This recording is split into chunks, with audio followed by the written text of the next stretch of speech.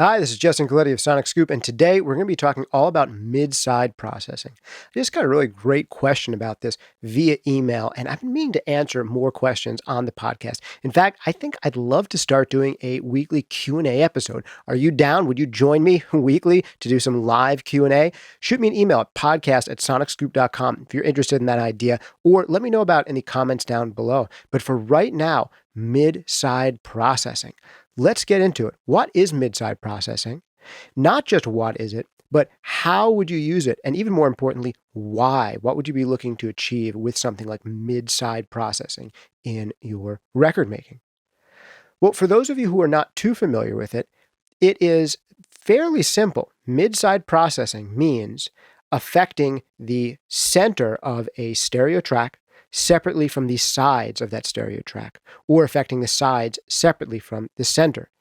Giving you a little bit of an idea of how that works on a technical level, like under the hood of a plugin or hardware device that can do mid-side processing, would be a little bit beyond the scope of this particular podcast.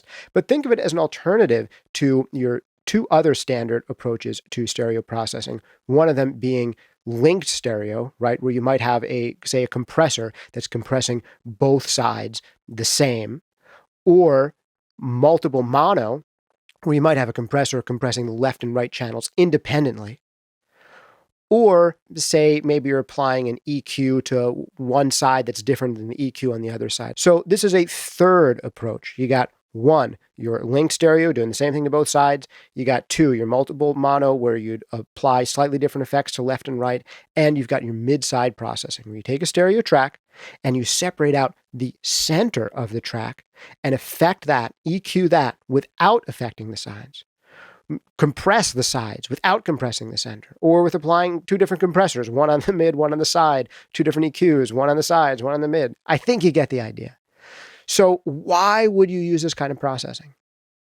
Well, it's most essential in mastering, but there might also be some other applications for it in mixing in some circumstances, and I'll try to give you a couple of ideas on that. Before we do, a big shout out to our sponsors who include you for smashing the like button. And the sooner you smash the like button, the sooner that I will be done with our sponsor shout out section. But I'm going to keep it super brief either way. Oh, you smashed it already? Okay, I'll make it really fast. Okay, so big shout out to Gear Club, one of my other favorite podcasts out there. Great for producer engineer interviews. Check them out, gear-club.net. That's gear-club.net, or type in Gear Club wherever you get your podcasts. Great one. Two awesome producer engineers, Stu Lerman and John Agnello, hosting that one. Also, big shout out to Soundtoys, making some of my favorite plugins out there. Try out anything they make for free at soundtoys.com. Last but not least, you, like I said, go ahead and smash that like button if you haven't already, because you know we're going to do some good stuff today on mid-side processing. Let's get right into it. All right, mid-side processing.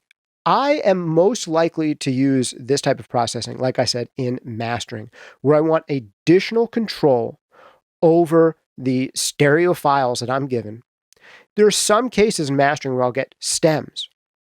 Even in stems, when I have, say, the bass separated from the guitars, separated from the vocals, mid-side processing could still be useful. But it's especially useful when I have a stereo track that I want to master, that I want to put my final sweetening on, where I want to be able to isolate things better than I can with just a stereo track.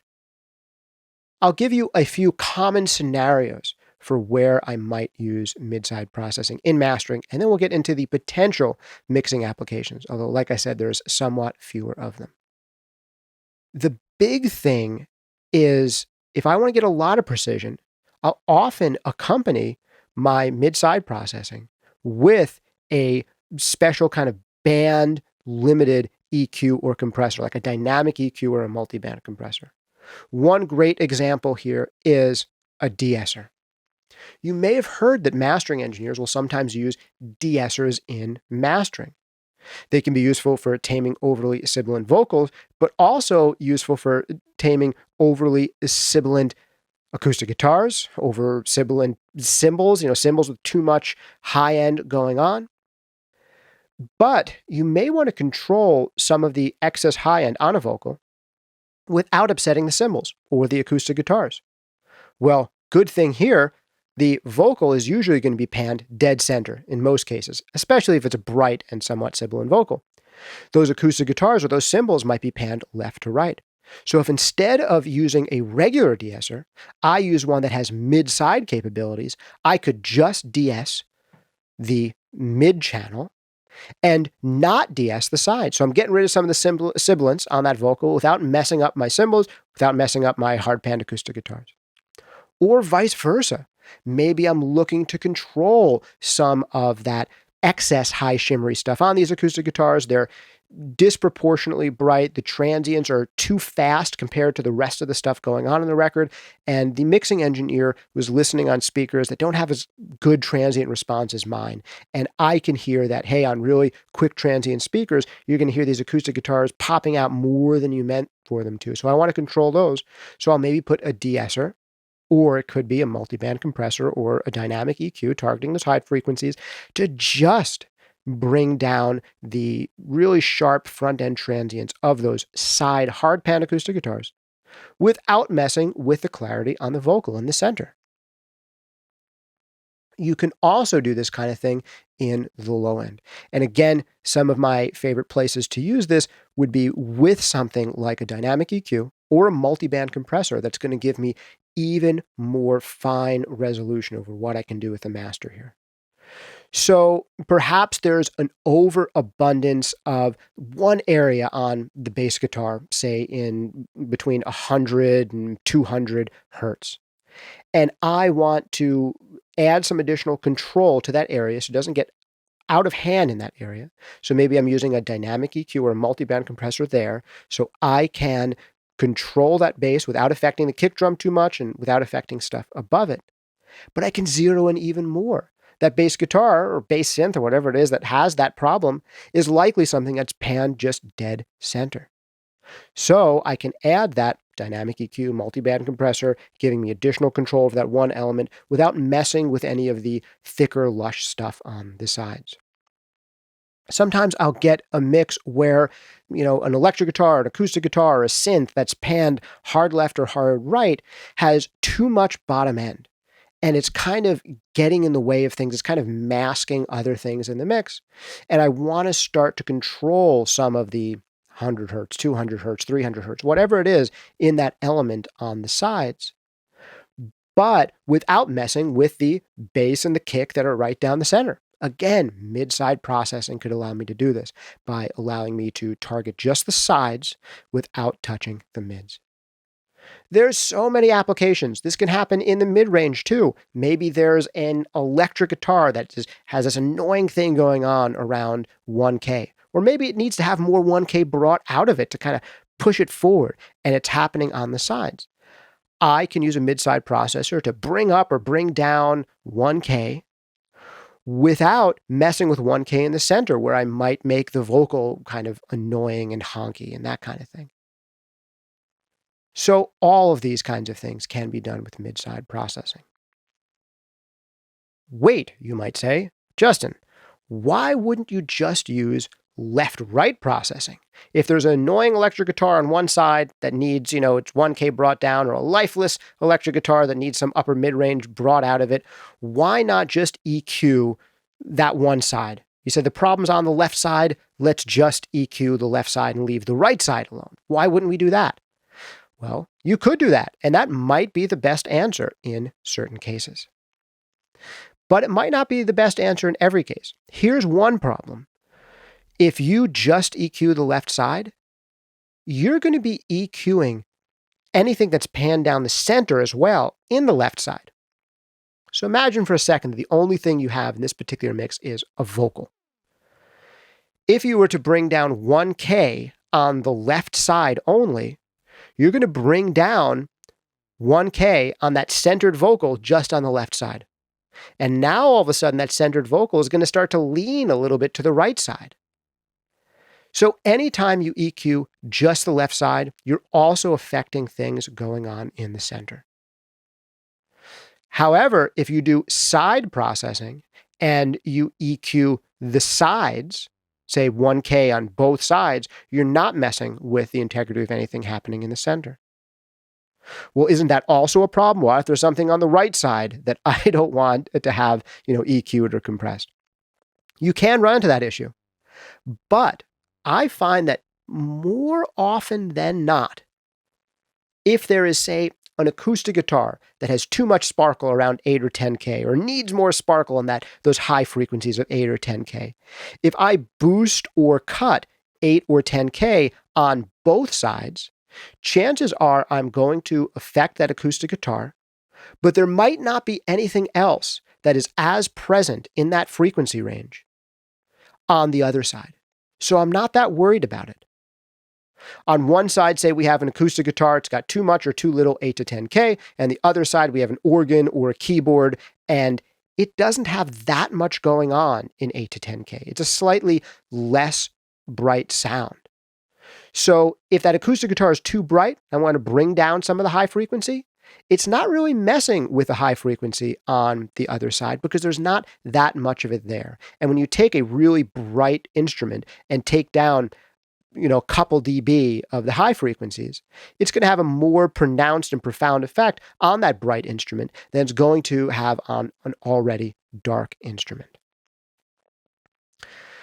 Vice versa, if I wanted to make that keyboard that's on the right side even brighter, boosting that with mid-side processing might be a bad idea. Because if I start boosting, 10K by 2 or 3 or 4 dB on the right-hand side to try to get a little bit of extra sparkle out of that keyboard, man, I'm going to be messing up that acoustic guitar, making it brighter and brighter and brighter and brighter. So in general, mid-side processing will work well if you have an element that is either on one side or ideally on both sides that needs control in one area. You do that to just the sides, and now you're leaving the mid alone, and you're not messing with the integrity of the mid-range. There's always trade-offs. Mid-side processing isn't going to be the best thing to use every time. And to tell you the truth, I don't use mid-side processing all the time. Maybe on 20%, 30% of the tracks I do, I need that extra control. And I'm not getting it out of standard stereo-linked EQ or compression. And I'll say, on this particular mix, I either need to bring some extra life out of the sides or control them more. Bring some extra life out of the center or control it more. I'll go to a mid-side processor. And if there's an imbalance between the two sides, sometimes I can help, cure that imbalance with mid-side processing. And sometimes I might have to do left-right processing. If you are using mid-side processing to try to correct for imbalances, I find that one of the best ways to do that is with something like a dynamic EQ or a multiband compressor. The best way for you to hear this stuff is I've given you the concept. Go ahead and apply it yourself. Play around with this stuff. And the best kind of thing to play around with this on is your own work and the work of your clients, particularly problem mixes. The worse the mix, the more potential you're going to find for using something like mid-side processing, like dynamic EQ, like multiband compression, and play around with it. Get some ideas that way. Now, can you use this approach in mixing and not just mastering, which is why I've been talking about? Yes, but chances are you're not going to need it nearly as often. With mid-side processing, what you're trying to do is give yourself additional extra control that you're not afforded by a stereo file that you're working with. You can potentially apply this in mixing, but in mixing, most of the time you have all the tracks broken out separately, so you don't really need to do mid-side processing. If your acoustic guitar is annoying, turn down your acoustic guitar, fix your acoustic guitar. Best yet, re-record it so it's not annoying.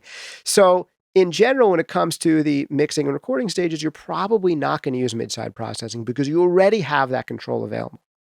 However, there are a few cases where you might be able to use it to nice effect.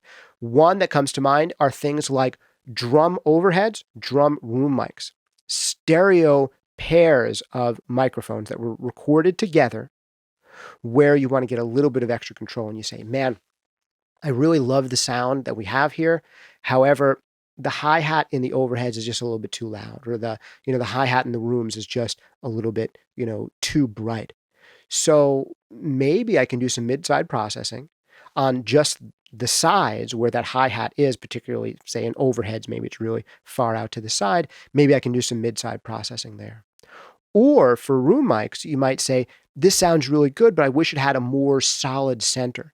Could I bring up or amp up the center, boost just the low end in the center of my room mic pair, bring out some more kick drum out of my room mics without bringing up the cymbals and all the other stuff on the sides? That's something that you could think about as well.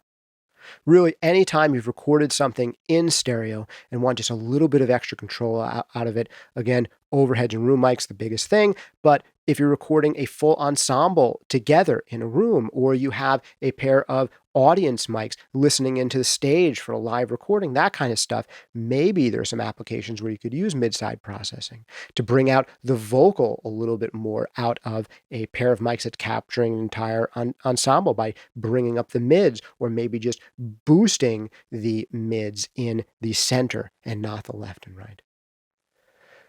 One thing that I hope that can become even more available in the future would be left, center, right processing. Wouldn't that be cool if you had the ability to mess around with the left and right and center channels separately from each other? Again, going to the science behind why that isn't as easy to do as mid-side processing or regular left-side processing is beyond the scope of this particular episode, but it would be fun to talk about someday. That said, I think there's some ingenious developers out there who might be able to hopefully someday in the future make it more common for us to be able to break out a stereo source into multiple channels that we can affect more precisely. And it'll be really cool to be able to do left, center, right processing, breaking a stereo channel into 3 channels. But like I said, it's just a lot less feasible and easy to do than mid-side processing, which is why you see mid-side processing in so many more processors these days. But left, center, right processing is something that seems a little bit, at least for today, more like science fiction. If you have thoughts or comments on that and the development side of it, and if you want to get in a conversation about the more technical aspects under the hood of this kind of processing, we can maybe talk about that in the comments down below if you're on YouTube, or feel free to shoot me an email at podcast@sonicscoop.com. I read every one and respond when I can. But better responses could be live Q&A responses. I would like to start doing weekly live Q&As. Are you down? Are you into this? I'm thinking about starting to do them every Friday. Would you like to join me for something like that? Let me know in the comments down below. We'll see if this is a popular idea. It'll be a way for me to answer a huge number of the questions that come in, give each one a little bit of love without making people wait weeks and weeks for me to do a podcast episode about their particular question.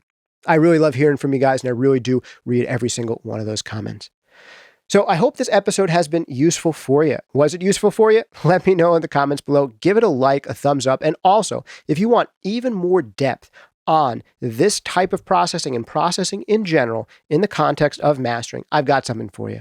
It is called Mastering Demystified, my full-length premium course on mastering. I can't recommend it highly enough. It is my big brain dump on everything I know about mastering. Super useful. Check it out, masteringdemystified.com. Want something totally for free? Well, I've just recorded a new free workshop on mastering. It's called Mastering 101. Check it out, sonicscoop.com/mastering101. That's sonicscoop.com/mastering101. In it, I give you an overview of the essentials you need to know about mastering. And I'll give you some best practices and some takeaways that you can use immediately, whether you're looking to master your own tracks for yourself to get them competitively loud and hopefully beautiful sounding, and set you up so you can do great mastering work for others in the future, if that's what you're inclined to do, and just to get better mixes that you're going to get better masters out of. Check out that free workshop at sonicscoop.com/mastering101. That's sonicscoop.com/mastering101. If you want to work with me as a mastering engineer, that's the other big part of my work. Half of what I do is the whole Sonic Scoop thing. The other half is mastering records. If you want me to master records for you, check me out, justincolletti.com, or at the Joe Lambert Mastering website. I still do all of my mastering through those guys. So check me out either of those places, justincolletti.com or jlmsound.com, to book a mastering session with me personally, whether in person or remote. And I got to tell you, I've been doing a lot of remote mastering for clients as far away as Argentina and Ireland, and I think I recently had one from Singapore, in addition to people from all around the United States, Canada, UK. So shoot me a line, You can always email me directly at podcast@sonicscoop.com. But if you want to get in contact about mastering, best places for that are justincolletti.com and jlmsound.com for Joe Lambert Mastering, where I do all of my mastering through those guys. And where I learned from one of my favorite mastering engineers in the business, Joe Lambert himself of Joe Lambert Mastering. Fantastic guy. Check him out one of these days. Easily among my top 3 mastering engineers ever and currently working today. Super cool dude. And if you want to go over my head and work with Joe, that's totally fine. I'm absolutely humbled to be working with that guy and occasionally getting some glimpses of insight from him and his process. Thanks again for hanging out with me. This has been Justin Colletti of Sonic Scoop. See you next time.